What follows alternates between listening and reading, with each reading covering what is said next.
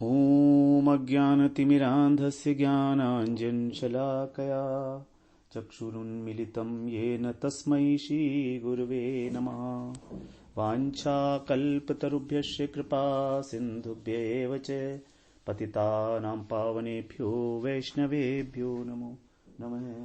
नमो महावदन्याय कृष्ण प्रेम प्रदायते कृष्णाय कृष्ण चैतन्य नाम्ने गौरत्विषे नमः। हे कृष्ण करुणा सिंधो दीनबंधो जगत्पते गोपेश गोपिका कांत राधा कांत नमोस्तुते। तप्त कांचन गौरांगी राधे वृंदावनेश्वरी वृषभानुसुते देवी प्रणमामि हरिप्रिये। वृन्दायै तुलसीदेव्यै प्रियायै केशवस्य च कृष्णभक्तिप्रदे देवी सत्यवत्यै नमो नमः। श्रीकृष्ण चैतन्य प्रभो नित्यानन्द श्री अद्वैत गदाधर शिवसदि गौरभक्तवृन्द। हरे कृष्ण कृष्ण कृष्ण हरे हरे हरे राम राम राम हरे हरे। हरे कृष्णा। सर्वप्रथम मैं अपने गुरुपाद पद्म ओम विष्णुपाद अष्टोत्तर शत श्री श्रीमद् भक्तिवेदांत माधव गोस्वामी महाराज के चरण कमलों में अनंत कोटि दंडवत प्रणाम ज्ञापन करता हूँ। हम लोग श्रीमद् भगवद गीता के 9वें अध्याय का श्रवण कर रहे हैं, जिसमें हम लोगों ने 12वां श्लोक श्रवण किया था पिछली बार। आज हम लोग 13वां श्लोक में प्रवेश करते हैं। 11वें और 12वें श्लोक में भगवान ने उन व्यक्तियों का वर्णन किया जो भगवान को साधारण मनुष्य मानते हैं और उनकी अवज्ञा करते हैं, और इस प्रकार उनका 3 प्रकार का स्वभाव होता है, आसुरिक, राक्षसी और मोहिनी स्वभाव। और इस स्वभाव को प्राप्त होके वे लोग जो भी काम करते हैं, जो भी आशाएं कामनाएं करते हैं, जो भी ज्ञान अर्जित करते हैं, वो सब व्यर्थ है, क्योंकि उसका यथार्थ फल मिलने वाला ही नहीं है। हमारा इस भूमंडल पे, इस पृथ्वी पे, इस ब्रह्मांड में आने का कारण क्या है?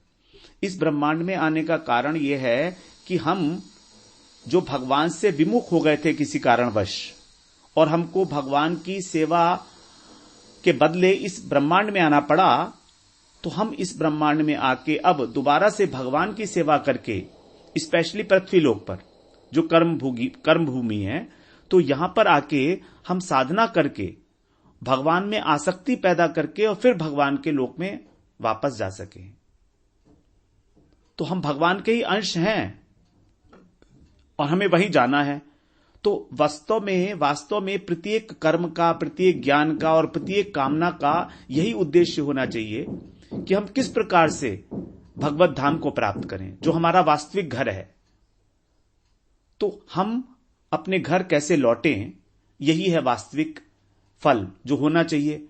लेकिन यदि जो हमारे स्वामी हैं, जो हमारे पिता हैं, जिनके हम अंश हैं, अगर हम उन्हीं को साधारण मनुष्य अपनी तरह मान लेंगे, तो किस प्रकार से उनके धाम में जा पाएंगे? तो उसके जो लोग इस प्रकार के भाव धारण करते हैं, आसुरिक, राक्षसी और मोहिनी, वो तो इस संसार के चक्र में फंसे ही रहते हैं। उनका चित्त तो हमेशा विक्षिप्त रहता है, अशांत रहता है। अशांतस्य कुतः सुखम। जिसका चित्त अशांत है, अनेक प्रकार की धारणाओं के द्वारा भ्रांत है, उसको अशांत से कुतः सुखम, उसको सुख की कैसे प्राप्ति होगी? उसके लिए तो सुख जो है मृग मरीचिका की भांति है। संसार के भोगों में सुख ढूंढ रहा है, पहुंचता है, मिलता है, लेकिन वहां सुख नहीं है। फिर आगे ढूंढता है, फिर ढूंढता है। जैसे एक मृग रेगिस्तान के अंदर जो प्यासा है, वो जल की खोज में जब सूर्य का रिफ्लेक्शन पड़ता है रेत के ऊपर, तो उसी को जल समझ लेता है। तो उसी प्रकार से वो व्यक्ति जो है इन 3 प्रकारों के स्वभावों को प्राप्त करके इस संसार रूपी मृग मरीचिका में ही भटकता रहता है, और अंत में उसको नरक जाना पड़ता है, अधम गति। लेकिन इस प्रकार के व्यक्तियों से जो सर्वथा विपरीत हैं, अब उनकी चर्चा यहां पर भगवान 13वें और 14वें श्लोक में करेंगे। तो हम लोग अब 13वां श्लोक श्रवण करेंगे। महात्मानस्तु पाम पार्थ दैवीं प्रकृतिमाश्रितः भजन्त्यनन्य मनसो ज्ञात्वा भूतादिम अव्ययम्। महात्मानस्तु माम पार्थ दैवीं प्रकृतिमाश्रिता भजन्ति अनन्य मनसो ज्ञात्वा भूतादिम अव्ययम्। यहां पर भगवान ने तू शब्द का प्रयोग किया। महात्मनः तू का मतलब है परंतु, अर्थात जो पिछले श्लोक था उससे एक विपरीत प्रकार के व्यक्ति की यहां पर बात की जा रही है। अब वो व्यक्ति कौन है? महात्मा है। भगवान ने उसको पहले बोल दिया महात्मानः, ये महत् पुरुष हैं जिन्होंने महान वस्तु का आश्रय लिया हुआ है, जिन्होंने भगवान का आश्रय लिया हुआ है। तो हे पार्थ, महात्मानस्तु, ये महात्मा गण क्या करते हैं? दैवीं प्रकृतिम आश्रितः, दैवी प्रकृति का आश्रय लेते हैं।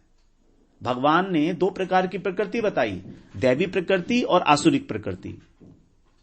दैवी प्रकृति का आश्रय लेने वाले हैं महात्मा, और जो आसुरिक प्रवृत्ति का आश्रय लेते हैं वो है असुर, और वही असुर बाद में राक्षस बन जाते हैं फिर, क्योंकि आसुरिक प्रवृत्ति ही राक्षसी प्रवृत्ति और मोहिनी प्रवृत्ति को जन्म देने वाली है। शुरू में आसुरिक होती है, आसुरिक का मतलब कामना वासना, क्योंकि आसुरिक प्रवृत्ति कामना प्रधान है, और जब कामना पूरी नहीं होती तो क्रोध आ जाता है। तो क्रोध के वश में जो प्रवृत्ति देखी जाती है वो है राक्षसी प्रवृत्ति। तो इस प्रकार से जो महात्मा लोग हैं वे दैवी प्रकृति का आश्रय लेते हैं, जिसको हम लोग 16वें अध्याय में श्रवण करेंगे विस्तृत रूप में। तो वो क्या करते हैं? दैवी प्रकृति का आश्रय लेकर करते क्या है? वो भजंती अनन्य मनसो ज्ञात्वा भूतादिम अव्ययम्। भजंती माम, महात्मानस्तु माम पार्थ आया था, माम, तो भजंती माम, मेरा भजन करते हैं। कैसे करते हैं? अनन्य मनसो, अनन्य मन से। वे लोग अनन्य चित्त से मेरा भजन करते हैं।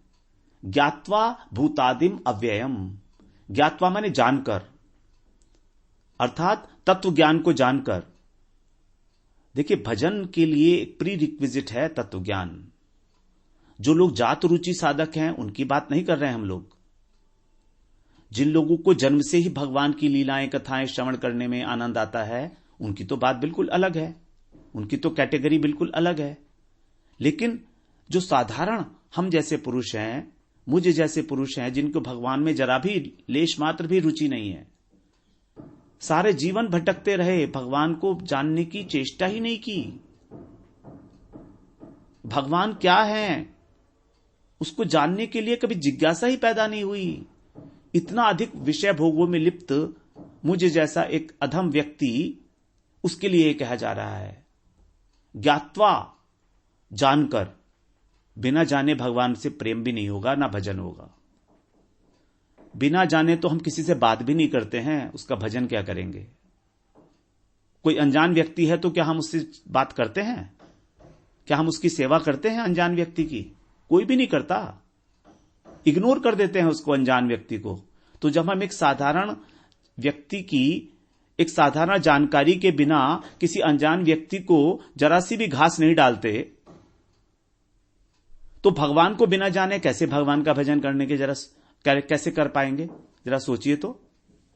जो लोग ऐसा सोचते हैं कि हम भगवान को बिना जाने ही भगवान का भजन करेंगे, ठीक है, या तो उनके अंदर बहुत अच्छी प्रवृत्ति है, जन्म से ही जन्मजात रुचि है भगवान में, तो कर सकते हैं, ऐसा नहीं है।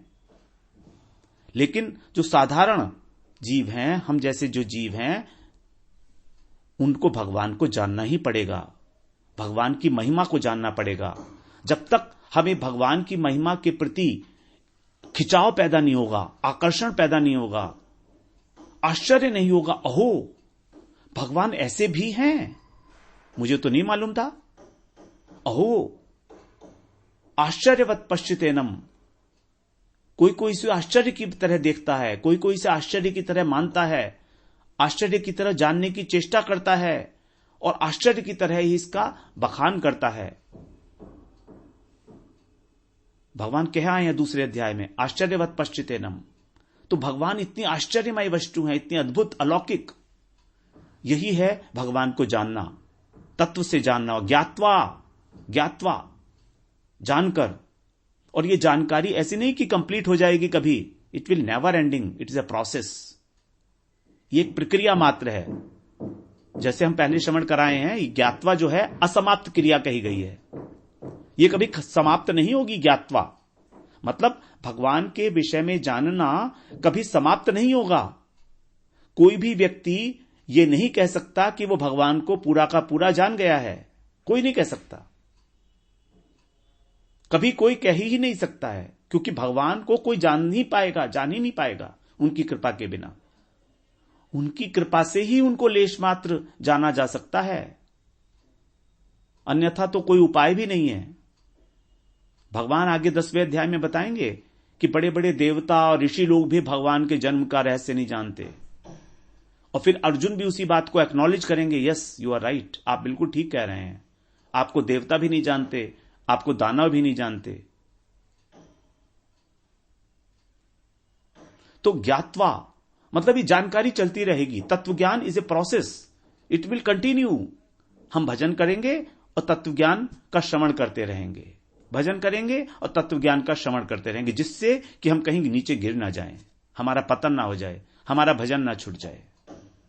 तत्व ज्ञान के अभाव में भजन छूट जाता है, हम संसार के प्रलोभनों में, आकर्षण में दोबारा से लिप्त हो जाते हैं। और ऐसा देखा जाता है, कई बार ऐसा देखा जाता है कि एक साधक को थोड़ा तत्व ज्ञान हुआ, उसने भजन आरंभ किया और फिर सोच लिया कि बस अब तो मैं पूरा ज्ञानी हो गया, पंडित हो गया, अब मुझे कोई जरूरत नहीं है किसी का भी कुछ भी श्रवण करने का, अब तो मेरा हो गया, अब तो मैं जो है भगवान की लीलाओं में खो जाऊंगा।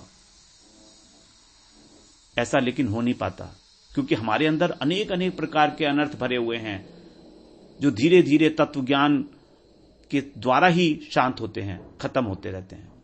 भजन और तत्व ज्ञान दोनों आवश्यक है। तो क्या कह रहे हैं यहां पर, ज्ञात्वा भूतादिम अव्ययम, जानकर, मुझको जानकर। क्या जानना है भगवान के विषय में? वही जो भगवान पहले से कहते आए हैं कि मैं ही सबका उत्पत्ति स्थान हूं, मैं ही सबका आदि कारण हूं। भूत आदि भूत का आदि मैं हूं, मतलब आदि कारण। और अव्ययम का मतलब मेरा कभी व्यय नहीं है, मेरी कभी मृत्यु नहीं है। भगवान की कभी मृत्यु नहीं होती है, भगवान प्रकट और अप्रकट होते हैं बस। जैसे सूर्य कभी भी मृत्यु को प्राप्त नहीं होता है, रात के समय सूर्य का खत्म नहीं हो जाता है, वो अप्रकट हो जाता है और समय आने पर फिर प्रकट हो जाता है। उसी प्रकार से भगवान कभी प्रकट होते हैं, कभी अप्रकट होते हैं। ये भगवान की आविर्भाव और तिरोभाव लीला चलती रहती है अनेक अनेक ब्रह्मांडों में नियमित रूप से। जब जिस प्रकार की जरूरत होती है भगवान का आविर्भाव होता है उसी प्रकार से। तो ये भगवान का अविनाशी है, भगवान लेश मात्र भी उनमें विनाश नहीं होते, अविकारी है। तो इस प्रकार से मानकर वो भगवान का अनन्य भाव से अनन्य चित्त से भजन करता है। तो अनन्य चित्त से भजन करने के लिए भी यह आवश्यक है कि हमें भगवान के विषय में जानकारी हो, तत्व ज्ञान हो कि किस प्रकार से भगवान ही सबके उत्पत्ति स्थान है, सभी देवताओं के, सभी प्राणियों के, सभी अवतारों के भी मूल। भगवान कृष्ण अवतारी पुरुष हैं। कृष्णस्तु भगवान स्वयं भगवान। स्वयं का अर्थ ही होता है भगवान। स्वयं शब्द भगवान का पर्यायवाची है। स्वयं का मतलब है स्वयं, जो अपने आप से है। और वो अपने आप से कौन है? वो केवल भगवान ही है। तो स्वयं भगवान कह दिया गया, मतलब वो अपने आप से ही भगवान है वो। तो ये जब तक हम लोग नहीं जानेंगे भगवान के तत्व को, भगवान के रहस्य को, अनन्य चित्त होकर कैसे भजन करेंगे? अनन्यता वहीं होगी जहां हमारी बुद्धि और हमारा मन दोनों अच्छी प्रकार से निवेशित हो चुके हैं। अनन्यता के लिए दो चीजें अत्यंत आवश्यक हैं। बुद्धि और मन का वहां पर लग जाना पूरी तरीके से। बुद्धि क्या करती है? बुद्धि तर्क वितर्क निश्चय करती है। तो यह निश्चय करना है, निश्चयात्मक बुद्धि, एक बुद्धि कि एकमात्र कृष्ण ही परम उपास्य तत्व हैं, एकमात्र ही कृष्ण ही मेरे इष्ट हैं। इस प्रकार की बुद्धि जो अनेक अनेक प्रकार के देवी देवताओं की महिमा को श्रवण करके उसकी ओर आकर्षित नहीं होती, क्योंकि प्रत्येक देवी देवता जो है अलग अलग प्रकार के प्रलोभन संसार की वस्तुओं को देने वाले हैं। किसी को पत्नी चाहिए, किसी को धन चाहिए, किसी को मान सम्मान चाहिए, किसी को विद्या चाहिए। तो इन सब के अलग अलग देवी देवता निर्धारित किए हुए हैं। श्रीमद् भागवत में बिल्कुल स्पष्ट बताया है कि यदि आपको ये चाहिए तो आप इस देवता का पूजा करो, ये चाहिए तो आपको इस देवता की पूजा करो। तो ये सब अनेक चित्त विभ्रांता है। यहां पर अनन्य निष्ठा नहीं है कहीं पर भी। तो अनन्य निष्ठा होगी तभी जब हमें यह मालूम होगा कि केवल अवतारी कृष्ण ही सभी के मूल कारण हैं, सभी अवतारों के, सभी देवताओं के और सभी चराचर प्राणियों के, स्थावर जंगम सभी के, जड़ चेतन वही है अभिन्न निमित्तोपादान कारण, जो हम लोग श्रवण कराए हैं पहले। तो हम लोग जो चर्चा श्रवण कर रहे हैं ये इसीलिए कर रहे हैं कि भगवान की महिमा हमको समझ में आ जाए कि वही आदि कारण है। ज्ञात्वा भूतादिम अव्ययम।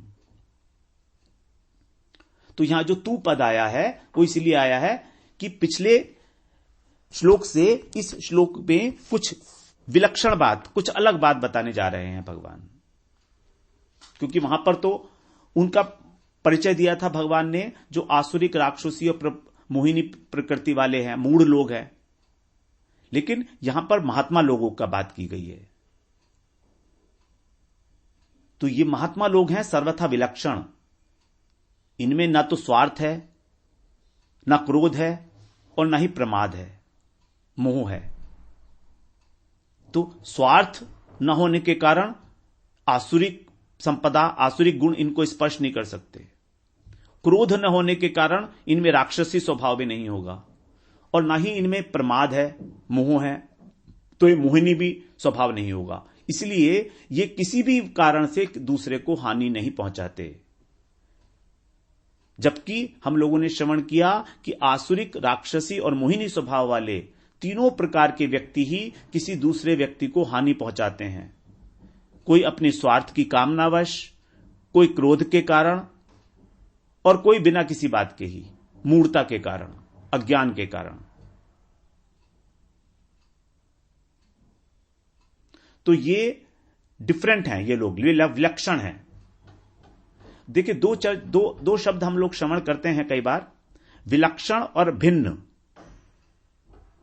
इन दोनों का अर्थ अलग अलग है, विलक्षण और भिन्न। भिन्न का अर्थ है वहां पर वस्तुगत भेद है। वस्तुगत, वस्तु ही अलग अलग है। जैसे एक मनुष्य है और एक पशु है, तो भिन्नता है, भिन्नता है ना यहां पर। लेकिन यहां पर जो बता रहे हैं विलक्षणता, विलक्षणता का मतलब है लक्षण अलग अलग हैं, विशेष लक्षणों से युक्त। वस्तुगत भेद नहीं है, वस्तु वही है। जैसे मनुष्य के 3 प्रकार बताए, 4 प्रकार के मनुष्य बताए। 2 प्रकार के, दैविक पुरुष संपदा युक्त और आसुरी संपदा युक्त। तो ये जो मनुष्यों का स्वभाव है उसकी विशेषता है, तो इसलिए उसको बोला विलक्षण। 2 प्रकार के मनुष्य हो गए, तो इनमें वस्तुगत भेद नहीं है, दोनों मनुष्य हैं, लेकिन लक्षणों का भेद है। तो यहां पर अब बता रहे हैं ये जो विलक्षणता है महात्माओं की, जो आसुरी प्रवृत्ति वाले से उनसे अलग जो विलक्षणता है महात्माओं की, उसको बता रहे हैं। महात्मानः, महात्मानः का अर्थ क्या होता है? हम लोग तो किसी को भी महात्मा बोल देते हैं। हमारे देश में तो हम सब जानते ही हैं महात्मा गांधी का नाम, उनको महात्मा बोलते हैं। तो क्या वो वास्तव में महात्मा हैं? हमें सोचिए, महात्मा का जो अर्थ बताया गया है शास्त्रों में, वो बताया है महान आत्मा येषाम ते महात्मनः, जिनकी आत्मा महान है। आत्मा की महानता का मतलब जो परम उदार हैं, जिन्हें संसार में सर्वत्र परमात्मा का ही बोध होता है। उनकी दृष्टि में ना कोई पापी है ना कोई पुण्यात्मा है, समदर्शी हैं, जो कण कण में भगवान का दर्शन करते हैं। ऐसे ही महात्मा लोगों के विषय में भगवान यहां पर बता रहे हैं। महात्मा का वर्णन श्रीमद् भगवद गीता में भगवान ने 5वें अध्याय में भी किया है। 22वें श्लोक में पंडित का वर्णन किया है। वहां पर पंडिता समदर्शिनः विद्या विनय संपन्ने ब्राह्मणे गविहस्तिनी शुनिचैव शपाके च पंडिता समदर्शिनः। तो पंडित जो लोग हैं उनको कहा है। पंडित का मतलब होता है जिसके पास पंडा है। पंडा का मतलब है उज्जवल बुद्धि, शुद्ध बुद्धि। तो जो शुद्ध बुद्धि वाले लोग हैं वही पंडित हैं। उज्जवल शुद्ध जो बुद्धि है वो, तो वे जो हैं सर्वत्र वो भी भगवान का ही दर्शन करते हैं, समदर्शी हैं। उन्हीं को यहां पर महात्मा कहा है भगवान ने। महात्मा न तु माम पार्थ। तो 3 विशेषताएं बताई यहां पर भगवान ने महात्माओं की। नंबर 1, दैवीम प्रकृतिम आश्रिता। दैवी प्रकृति का आश्रय लेते हैं वो जो महात्मा लोग हैं। नंबर 2, भगवान का अनन्य भजन करते हैं। दैवी प्रकृति का आश्रय लिया तो फिर करते क्या हैं? भगवान का भजन करते हैं और कुछ नहीं करते। अनन्य भजन करते हैं। अनन्य का मतलब जहां पर अन्य नहीं है, भगवान के अतिरिक्त और किसी भी वस्तु की सत्ता को स्वीकार नहीं करते। भगवान ही एकमात्र वास्तव वस्तु हैं। वेद्यम वास्तवमत्र वस्तु शिवदम तापत्रयो न मूल्यनम। श्रीमद् भागवत में जो बताया गया है, जो वास्तविक वस्तु है, जो शिवदम, जो कल्याणकारी है, तापत्रयो न मूलनम, 3 प्रकार के तापों का उन्मूलन करने वाली है, ऐसे ही वो भगवान। तो भगवान ही एकमात्र वास्तव वस्तु हैं। तो उसी का वो अनन्य भाव से भजन करते हैं। और तीसरी बताई, सभी प्राणियों के अंदर, सभी प्राणियों को, भगवान को सभी प्राणियों का आदि और अविनाशी समझते हैं, जानते हैं, अर्थात तत्व ज्ञान संपन्न है, तत्वज्ञानी है, तत्वविद हैं। तत्वविद का मतलब होता है तत्वदर्शी पुरुष, तत्वज्ञानी पुरुष, जो तत्व को जानता है। और तत्व एक ही है वास्तव में, तो भगवान ही एकमात्र तत्व है। लेकिन उन्हीं भगवान से फिर 2 तत्व और भी हो जाते हैं, जगत और माया। तो ये जो त्रिपुटी है, भगवान, जगत और माया, इन तीनों का परस्पर संबंध जानना, इन तीनों के अंदर क्या क्या चीजें हैं, किस प्रकार से ये तीनों चीजें एक दूसरे से मिली हुई हैं, इनका संबंध क्या है, इसको जानना ही है तत्व ज्ञान। तो सबसे पहले बताया ये दैवी प्रकृति से संपन्न हैं, दैवी स्वभाव वाले हैं। दैवी का मतलब क्या हुआ? दैवी प्रकृति, देव का मतलब है भगवान। तो जो भगवान की संपत्ति है वही है दैवी संपत्ति। भगवान ने 16वें अध्याय में बताया है दैवी संपत्ति क्या है। देखिए 16वां अध्याय जो है ना, इसी श्लोक में जो दैवी प्रकृति और आसुरी प्रकृति की चर्चा आई है, सिर्फ उसी की व्याख्या है पूरा 16वां अध्याय। क्योंकि यहां पर तो उसकी चर्चा भगवान कर नहीं सकते थे, दैवी और आसुरी प्रकृति का डिटेल में, क्योंकि ये तो हमारा राजविद्या राजूय योग की बात चल रही है। तो उसको भगवान ने अलग परिशिष्ट के रूप में 16वें अध्याय में बताया है डिटेल में। अब वहां पर 16वें अध्याय का प्रथम श्लोक जो है, वही वहां पर ही भगवान कह रहे हैं दैवी प्रकृति क्या है। उसको हम लोग एक बार श्रवण करते हैं। अभयम सत्व संशुद्धि ज्ञान योग व्यवस्थिति दानम दमश्च यज्ञश्च स्वाध्याय तपार्जवम। प्रथम श्लोक, पहले 16वें अध्याय का प्रथम श्लोक। अभयम सत्व संशुद्धि ज्ञान योग व्यवस्थिति दानम दमश्च यज्ञश्च स्वाध्याय तपार्जवम। क्या करते हैं वो? अभयम, अभयम का मतलब निर्भय होकर रहते हैं वो लोग, उन्हें किसी प्रकार का कोई भय नहीं होता। जो दैवी प्रकृति का आश्रय लेते हैं, जो भगवान का आश्रय लेते हैं, वो क्यों होंगे दुखी, क्यों होंगे भयभीत वो किसी भी से? उन्हें किसी प्रकार के भी लोगों से भय नहीं होता, मृत्यु का भी उन्हें भय नहीं होता, और न ही लोक परलोक का भय होता है उनको।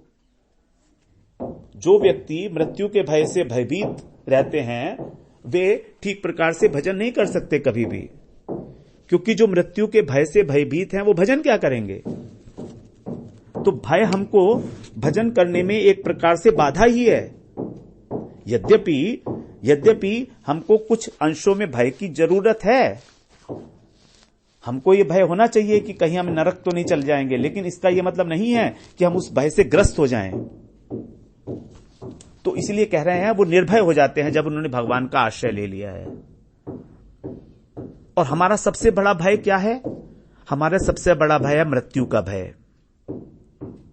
भगवान ने दूसरे अध्याय में भी हमें बताया ये कि भगवान के नाम का आश्रय लेना, भक्ति का थोड़ा सा आश्रय लेना भी उस मृत्यु रूपी महान भय से हमारी रक्षा कर लेता है। स्वल्पम अप्यस्य धर्मस्य त्रायते महतो भयात्। स्वल्पम अप्यस्य धर्मस्य, अस्य धर्मस्य, ये जो भगवान की भक्ति है इसका छोटा सा आश्रय लेना भी, तनिक सा आश्रय लेना भी, आरंभ मात्र करना भी महान भय से हमारी रक्षा करता है।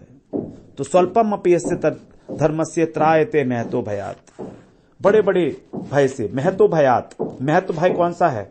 मृत्यु का भय। तो मृत्यु का भय जो है ये सबसे बड़ा भय है, और इसकी जो निवृत्ति है वो केवल और केवल भक्ति मार्ग का आश्रय लेने से ही होती है, और कोई हमारे पास उपाय नहीं है इस मृत्यु रूपी भय से रक्षा का। कारण क्या है? कारण यह है कि भक्त को यह विश्वास होता है कि वो मृत्यु के बाद भी वही करेगा जो अब कर रहा है, क्योंकि भगवान की भक्ति नित्य है, समय सापेक्ष नहीं है। समय से जीवित हैं या मर गए इससे कोई फर्क नहीं पड़ रहा, क्योंकि भक्ति शरीर का धर्म ही नहीं है। भक्ति शरीर से नहीं होती है, भक्ति आत्मा का धर्म है। हमें ऐसा लगता तो है कि हम अपने शरीर से भक्ति कर रहे हैं, लेकिन वास्तव में जो भक्ति हो रही है वो हमारी आत्मा का धर्म है। आत्मा से ही प्रेरणा प्राप्त करके हमारी इंद्रियों के अंदर जो चेष्टा देखी जा रही है, स्वाभाविक चेष्टा भगवान के प्रति, वही तो है ना भक्ति। स्वाभाविक चेष्टा को ही तो भक्ति कहा गया है। भगवान के प्रति आकृष्ट होकर, भगवान से प्रेम से युक्त होकर जो चेष्टा की जाती है वही है भक्ति। तो इसीलिए भक्ति करने वाले व्यक्ति को, भजन करने वाले व्यक्ति को कभी भी मृत्यु का भय परेशान नहीं करता, क्योंकि उसको बिल्कुल विश्वास होता है इस बात का कि मेरा तो शरीर गिर जाएगा लेकिन दूसरा शरीर मिलेगा, और अच्छा शरीर मिलेगा, उससे और अच्छी तरह से भजन कर पाऊंगा मैं। तो भय किस बात का? भय तो उसको होगा ना जिसका कुछ लॉस हो रहा हो, लेकिन भक्त का तो कभी कोई लॉस होता ही नहीं है। शरीर का लॉस होने से वो अपना लॉस मानता ही नहीं है। शरीर का पतन हो जाए, गिर जाए, तो भी जो आत्मा के अंदर भाव चला गया है भगवान के प्रति वो तो रहेगा ही रहेगा। इसलिए वो कह रहे हैं निर्भय होकर वो भजन करता है, अभयम। तो गुरु का पदाश्रय करके भजन करने वाला व्यक्ति के जीवन में भय का कोई संभावना नहीं है। भय के विषय में हम लोग थोड़ी सी चर्चा करेंगे, क्योंकि बड़ा इंपॉर्टेंट विषय है ये भय, और श्रीमद् भागवत का हम इसमें आश्रय लेंगे कि हमको भय क्यों है। ये भय ही हमको रोकता है, एक विघ्न स्वरूप भी है, और इसका नाश कैसे हो सकता है हम लोग इसकी चर्चा कल करते हैं। वांछा कल्पतरुभ्यश्च कृपा सिंधुभ्य एव च पतितानां पावनेभ्यो वैष्णवेभ्यो नमो नमः।